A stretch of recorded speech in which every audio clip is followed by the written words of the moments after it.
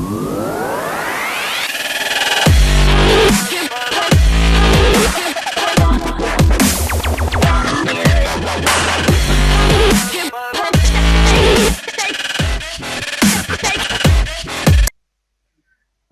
บายดีเนาะท่านผู้ชมมื้อนี้เราจะมาอยู่กันกับเกมใหม่เนาะที่ว่าก็บ่ใหม่ปานใดดอกแต่ว่ามันเคยออกในสโตร์ญี่ปุ่นมาแล้วเนาะแต่ว่ามามื้อนี้แม่นก็แม่นมีอย่างผู้ให้บริการเนาะในโซนเอเชียเขานั่นแหละเนาะไปซื้อสิทธิ์มาเนาะ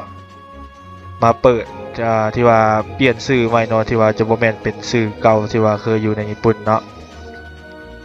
สำหรับเกมนี้เนาะแม่นมีชื่อญี่ปุ่นซิโรเนโกะเนาะแม่นโปรเจกต์อันแมวขาวเนาะหรือว่าชื่อภาษาอังกฤษแม่นโปรเจกต์แมวขาวเนาะไวท์แคทเนาะสำหรับมื้อนี้เนาะแม่นได้มาเปิดเป็นเวอร์ชันอินเตอร์แล้วเนาะเป็นภาษาอังกฤษเนาะก็คือว่า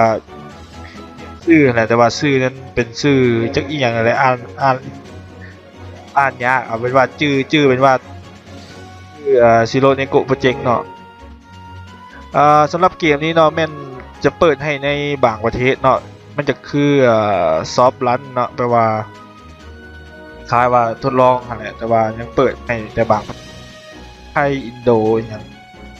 ประเทศอินโดมาเลเซียอย่างสักอย่างแหละฟิลิปปินส์บวกกับว่าจื้อเนาะว่าประมาณแถวๆนี้เนี่ยแต่ว่าเนาะมันไผมีID แม่นไผที่ใช้ ID ที่เป็น ID Apple หรือว่าGoogle เนาะที่เป็นของประเทศไทยเนาะจะสามารถเข้าไปดาวน์โหลดได้เลยเนาะสำหรับเกมนี้เนาะเอาเป็นว่าเนาะมาเบิ่งว่าตัวเกมมีอย่างนี้เนาะสำหรับตัวเกมนี้เนาะแม่นเป็นการเล่นแบบแนวตั้งเนาะก็คือเป็นควบคุมแบบมือเดียวเนาะก็คือได้ว่าเอาไปในหลายคลิปแล้วแหละเพิ่นว่า one hand control เนาะว่ามันเป็นสไตล์เกมแบบเข้ากับการเล่นแบบมือถือนี่แหละเนาะแม่นอินเทอร์เฟซหลักๆเนาะตัวก็แม่นจะลองลิ้นไปหน่อยนึงแล้วเนาะเพื่อว่าจะรู้ว่าปุ่นหรือบ่นะว่าลองลิ้นไปแบบหน่อยนึงเนาะเพื่อจะมาเขียนให้ท่านผู้ชมเบิ่งเนาะสำหรับอินเทอร์เฟซคร่าวๆเนาะแม่นท่านผู้ชมจะสังเกตเห็นเนาะมันก็บ่ได้มีหยังหลายเนาะจะมีทาวมีทีมมีโกออฟแล้วก็ช็อปเนาะถ้าเทิงก็จะเป็นประเภทพวกเป็นแชทแล้วก็achievement ต่างๆเนาะแล้วก็เป็นการเซตติ้งเนาะสำหรับตัวเกมมันเป็นแนวไหนเป็นเกมสไตล์แบบอนิเมะ 3D เนาะแบบน่าฮักสไตล์แบบญี่ปุ่นเพราะว่าเป็นสไตล์แบบ RPG เนาะเป็น RPG แล้วก็ผสมกับRTM บ่ RTS เนาะเป็นแบบแนวเกมวางแผนแบบสร้างพร้อมเนาะเดี๋ยวจะอธิบายให้เบิ่งสำหรับเราจะมาลองเล่นเกมเพลงกันเบิ่งเนาะว่ามันเป็นอะไรเนาะเพราะว่าโดยส่วนตัวก็ลิ้นเป็นหลายด้านแล้วเนาะจะเข้าไปลิ้นด้านใหม่เลยเนาะเพื่อว่าได้หลายเนาะสำหรับเกมนี้เนาะแม่นจะมีเนื้อเรื่องมาเป็นแบบแต่ละแคมป์เนาะเลือกมาให้เราได้อ่านเนาะถ้าเป็นใครอยากอ่านก็สามารถอ่านไปเลยเนาะแต่ว่าในเวอร์ชันนี้เนาะมันจะบ่มีเสียงพากย์เป็นภาษาญี่ปุ่นคือเวอร์ชันญี่ปุ่นแล้วเนาะแล้วก็บ่มีคัตซีนอันโตที่เป็นอนิเมะเนาะแล้วมีคนพากย์นำบ่มีเนาะที่ว่าเป็นเสียงญี่ปุ่นเนาะซึ่งนั่นก็เป็นแบบว่าน่าเสียดายหลายเนาะสำหรับเกมนี้เนาะเพราะว่าถ้าเป็นใครที่ว่ามักเบิ่งอนิเมะญี่ปุ่นเนาะแน่นอนว่าเสียงพากย์ญี่ปุ่นสบายอันนี้ก็เจ้าบ่เอามาใส่เนาะก็เจ้าตัดออกเลยที่ว่าเอาเป็น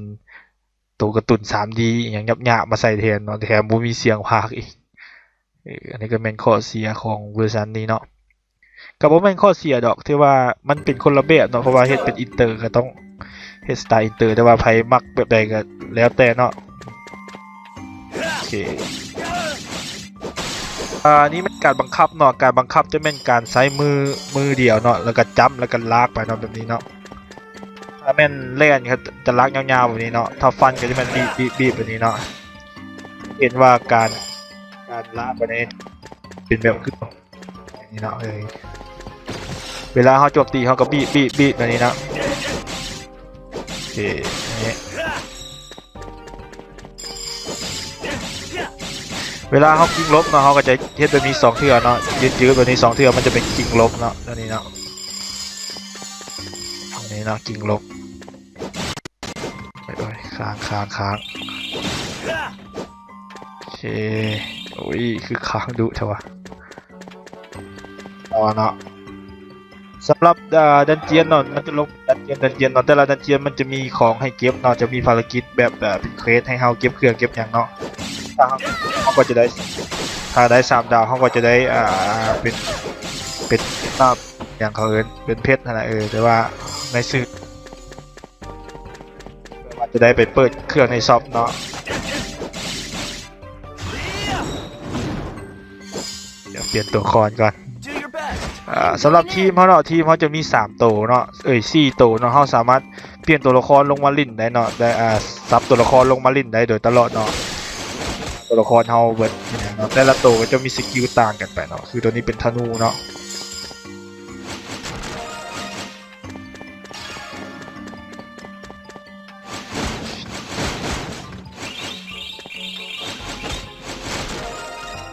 เอาธนูเอาเนาะยิงอยู่ไกลมันจะเดี๋ยวเบิ่ง You never notice me.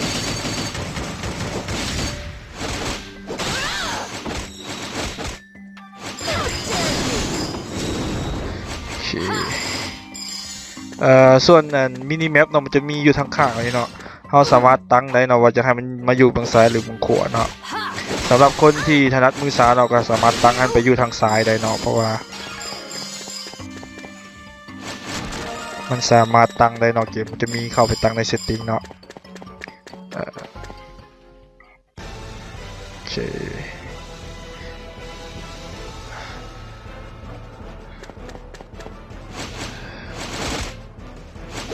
You never notice me. That's enough, right? I'm on it.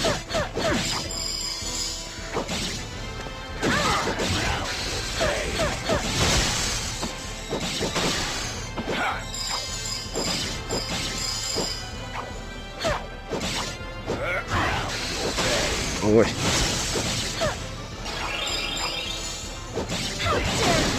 โอเคสำหรับด่านนี้เนาะมัน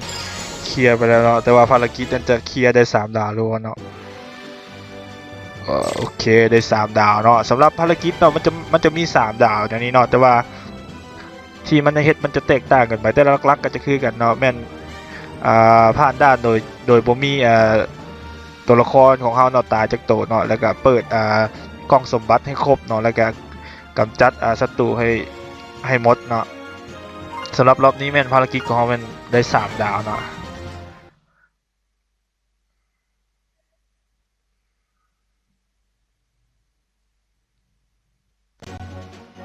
โอเค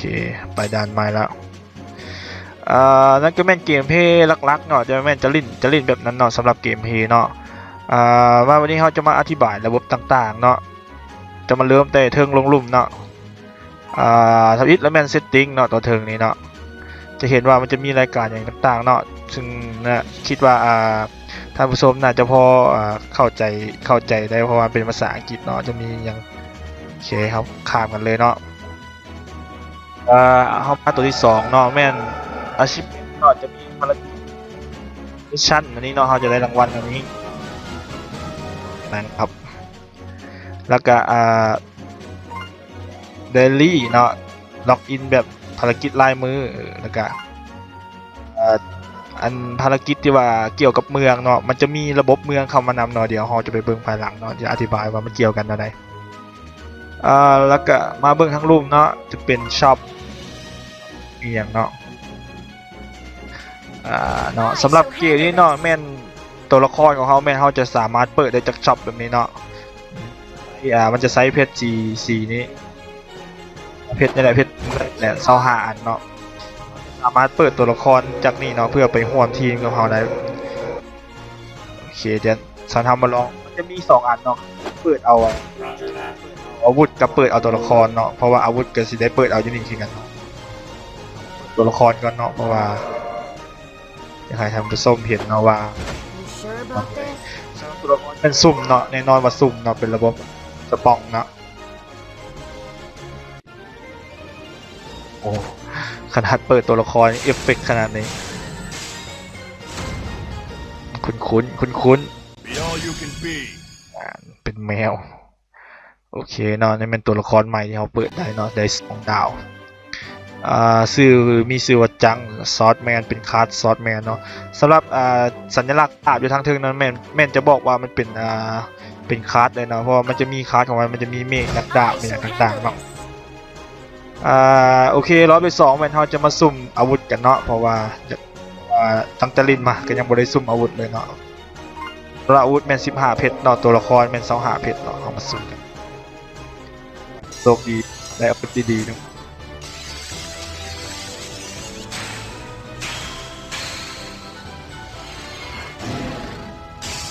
โอ้อาวุธ2 ดาวโอเคเป็นสายหอกเนาะโอเคนั่นก็จบไปเนาะสำหรับเป็นที่ว่าในหน้าช็อปเนาะมาตัวที่2ของแถวลุ่มเนาะจะเป็นระบบโคออฟเนาะโคออฟนี่จะสามารถเลือกได้โคออฟ2 คนหรือว่าแบบ4 คนเนาะนี่เพราะว่าถ้าเข้ามาในโหมดนี้มันจะมีภารกิจต่างหากเลยมันจะมีระดับความยากต่างกันเนาะ1 ฮอต4เนาะออกแบบ4 คน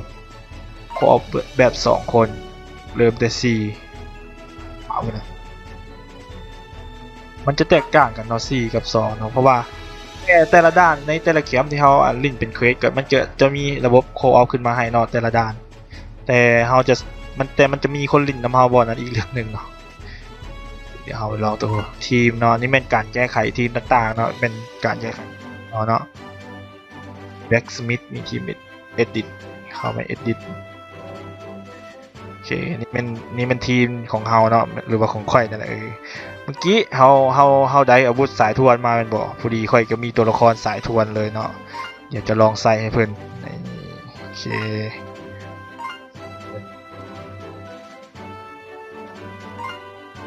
สำหรับเกมนี้เนาะมันจะมีระบบแรงเข้ามาเติมนำมันจะเป็นแรงนึงตอนนี้มีแรงเก่าก็แรงก็คือซิเมนเลเวลของเฮาเองนี่แหละเนาะของว่าได้ว่ามันเพราะว่าเฮามีเลเวลของเฮาต่างหากแล้วก็ตัวละครของเฮามีเลเวลต่างหากอีกแล้วก็สู้เนาะสู้แม่นการบิวสายสกิลเนาะเพราะว่ามันจะสามารถมาเลือกเอาอยู่นี่ได้เนาะเพราะว่าเฮาจะสามารถมีแต้มเวลาตัวละครเฮาเวลอัพมันจะมีแต้มมาให้เฮาอัพสายสกิลเนาะมันจะมีเบ็ดแบบนี้เลยเนาะมักหลายๆเนาะไอ้มักแบบใดก็แม่นให้บิวไปตามที่ว่าตัวเองมักเลยเนาะแต่ว่าเริ่มต้นทำบิดแม่นโตทำบิดเลยตัวใหญ่ๆทางการนี้แล้วค่อยแตกไปเนาะเพราะว่าค่อยบิวมันอันนี้แล้วเนาะก็จะลองเอาตรงนี้เนาะเพิ่มคิตติคอเข้าไป Feel the power. แล้วก็เพิ่มเกาะแบบนี้ Feel the power. แล้วก็สิเพิ่มตัวนี้น Feel the power. Feel the power. ำเพิ่มนี้ Feel the power. การเพิ่มเนาะมันจะเพิ่มเป็นแต่ละตัวละครเลยเนาะแต่ละตัวละครก็แม่นต้องได้เพิ่มเป็นเทื่อละโตไปเนาะบ่แม่นว่าอันนึงแล้วมันสิได้แล้วแต่ตัวเองมักเลยเนาะมาตัวต่อไปเนาะเป็นแบ็กสมิธของเขามาจะมีการอัปเกรดมีการขายเครื่องแล้วก็การเปลี่ยนวัตถุบ่นี่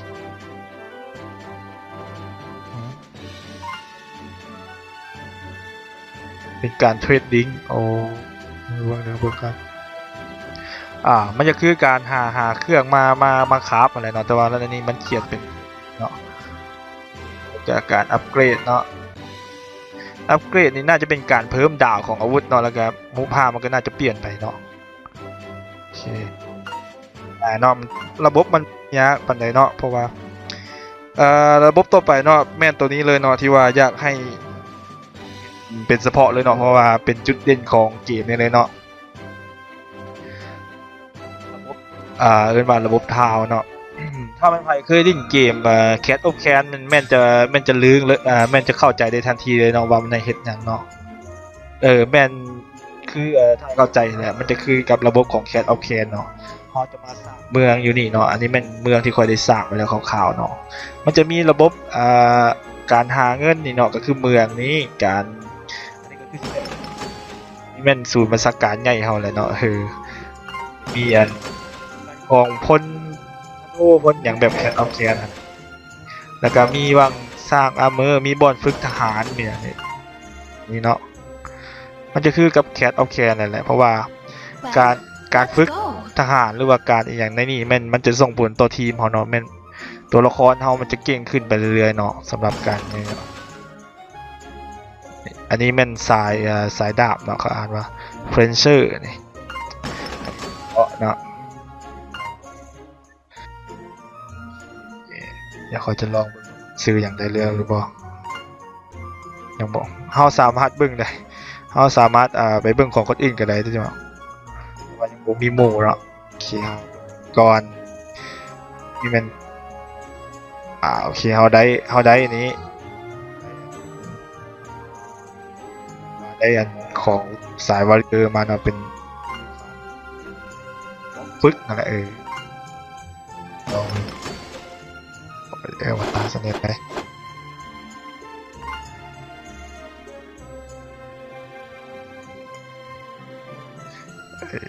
โอเคซื้ออย่างไรอีกแลนเชอร์ซื้อมาตั้งใช้ที่แลนเชอร์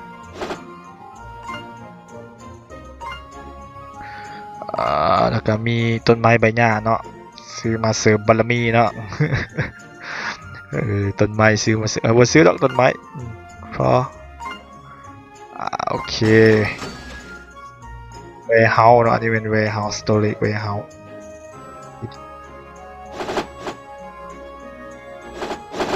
โอเค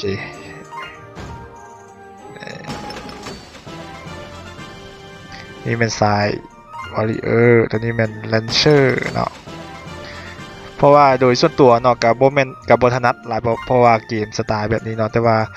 มันก็น่าจะเป็นแบบ Cat of Can นั่นแหละเพราะว่ามันมีระบบหาเงินมีอย่างเนาะมีคนเฮ็ดเวียกเฮ็ดงานอย่างต่างเนาะแต่ว่าบ่ได้เอาอันคนอยู่นี่ไปตีคนอื่นเนาะแต่ว่าเป็นตัวละครเป็นทีมของเขาที่ว่าไปผ่านด่านแต่ละด่านนั้นเนาะโอเคเฮากลับมาเบิ่งในระบบของ Co-op เนาะเพราะว่าจะลองหาเบิ่งว่ามีปาร์ตี้เฮาได้เล่นแบบโคออฟบ่เป็นดาวนึงเนาะเพราะว่ามันน่าจะนี่สำหรับการหาปาร์ตี้เนาะมันจะเป็นแรนดอมปาร์ตี้เฮาเลยหรือว่าเฮาจะลิงก์กับคนในกิลด์เนาะในกิลด์ของเฮานี่ก็คือสัญลักษณ์อยู่ทางเทิงสุดดาบไขว้กันหั่นเนาะโอเคเฮาลองแรนดอมเบิ่งเนาะว่าจะมีคนลิงก์บ่สำหรับการโคออฟเนาะเท่าที่ลองมาเนาะแม่นว่าหาคนลิ้นยากเนาะเพราะว่าเพราะว่าเกมหากระเปิดเนาะมันก็ยังบ่มีคนมาลิ้นหลายน่าจะเป็นประเภทลองโคออฟแบบ2คนเด้อ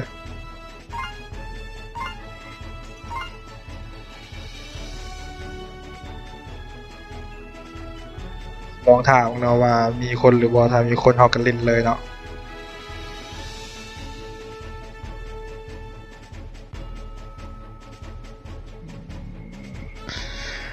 สำหรับระบบโคออฟเนาะถ้าแม่นเฮาลิงโคออฟนี่แม่นจะได้ท่าแบบนี้แหละเนาะมันคือว่าเกมมันยังเป็นแบบอินเตอร์รีหรอเนาะเพราะว่ามันยังหากันเป็นแบบซอฟต์รันซื่อๆเนาะก็เลยว่าอยากหาปาร์ตี้ลินยากเนาะเดี๋ยวลองตัวอื่นเบิ่ง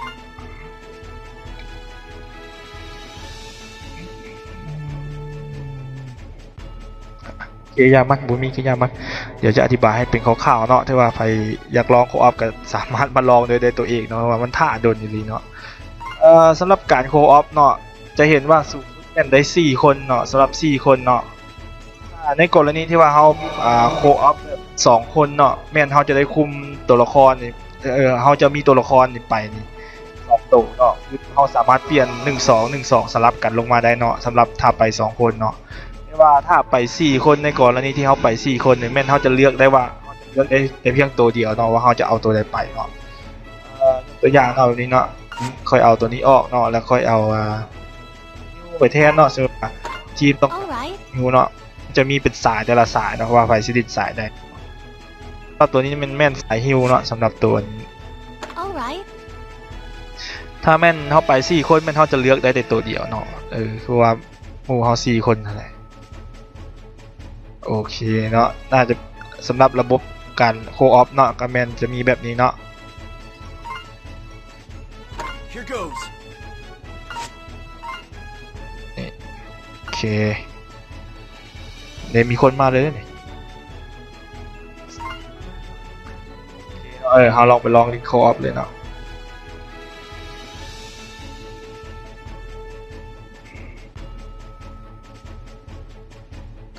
สำหรับเกมนี้เนาะแม่มันจะมีการโหลดแบบกระปิกระปอยเนาะโหลดแบบกระปิกระปอยหลายเลยเนาะมันแยกอยู่ตลอดเวลาเนาะแต่ว่ามันไปแห้งอะน่าจะเป็นประโยชน์หลายเนาะเดี๋ยวโกออฟเนาะกูเขากับบังคับไปแบบเดียวทางแล้วเขาเลยเนาะจำปัจจุบันมาส่วนหมู่อย่างมาลินเหมือนกัน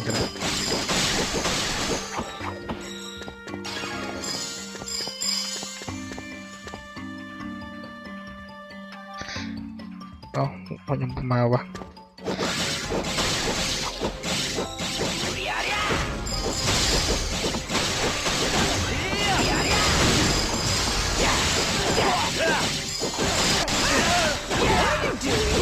เอ้ยถอยเฮ้ยแทงโอ้โหนึกว่าบอสตกใจเว้ยโอ้นี่เนาะบอสเนาะคิมสันเช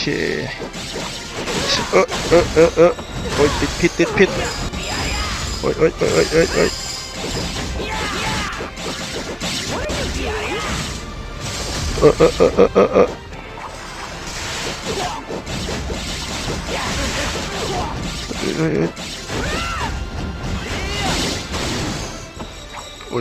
ยตายฟันวันแมวน้อยตายแมวน้อยโอเคเนาะนี่ก็แม่นการโคออฟเนาะที่ว่าจบไปนี่เป็นการเล่นแบบโคออฟเนาะแต่เห็นว่ามันจะมีหมู่สองเฮาอีกเนาะ2 คนเนาะแต่ว่าต่างคนต่างบังคับเนาะแต่ว่าเป็นการบังคับแบบเรียลไทม์เลยเนาะแต่ว่าบ่แม่นว่าเอาตัวละครของหมู่มาเล่นนำซื่อๆได้มันจะม่วนอยู่ตอนนี้เนาะถ้าเป็นไผมีหมู่เนาะก็สามารถใช้ระบบแบบวิดีโอคอลอย่างต่างๆรวมกันเลยเนาะแบบGoogle Hangout บ่หรือว่า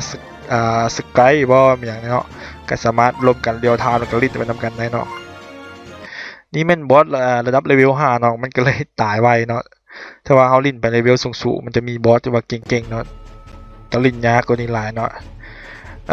โอเคเนาะนั่นก็จบไปเนาะสำหรับการลินแบบโคออฟเนาะเป็นการพรีวิวแบบคร่าวๆเนาะเพื่อให้รู้ถึงระบบของเกมเนาะระบบเด่นๆของเกมนี้ก็แม่นเป็นระบบโคออฟแบบคือว้าวอะไรเนาะแล้วก็เป็นการควบคุมแบบมือเดียวเนาะมันสะดวกสบายในการเล่นเกมเนาะว่าใช้แต่มือเดียวบังคับก็เล่นได้แล้วแล้วก็มีอีกระบบหนึ่งเนาะก็คือระบบการสร้างทาวเนาะก็คือคล้ายๆ Cat of Can อะไรเนาะมันจะหาเงินหาคำให้เฮาอยู่ว่างนั้นเนาะแล้วก็มีตัวใดอีก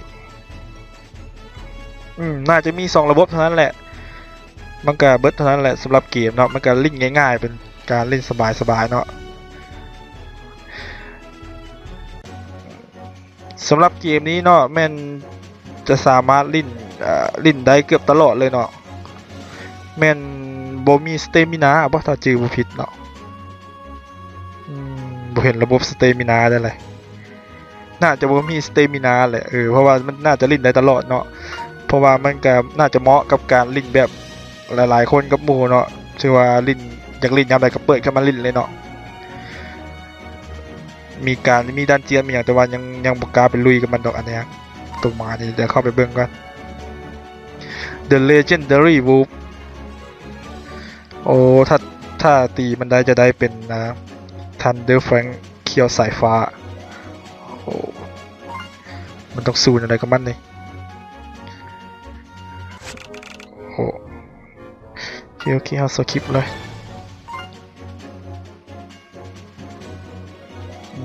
เป็นเคสมีสตอรี่มีอย่างเนาะเอาเป็นว่าเขาจะมาจบการพรีวิวเบื้องต้นแต่เพียงส่ำนี้เนาะเพราะว่าถ้าไม่ใครสนใจเนาะก็สามารถไปโหลดได้ ในสโตร์ที่ว่าบอกเนาะใน3ประเทศประมาณนั้นเลยเนาะหรือว่าค่อยสิเอาลิงก์แปะไว้ทาง description ให้เนาะเป็นใครที่ว่าอยากโหลดเนาะก็สามารถเข้าไปกดได้เลยเนาะทาง iOS แล้วก็ Android เนาะสำหรับคลิปนี้เนาะต้องขอจบกันไปเพียงเท่านี้เนาะสำหรับคลิปหน้าสิมีเกมวิดีโอใดเนาะมาแนะนำเนาะก็ขอให้สำหรับการพรีวิวเบื้องต้นของเกมมือถือเนาะสำหรับสุดท้ายนี้ก็อย่าลืมกด subscribe กดแชร์เพื่อว่าเป็นแรงกำลังใจให้กับchannel ของเราเนาะสำหรับคลิปนี้เนาะต้องขอจบไปเพียงเท่านี้เนาะสบายดี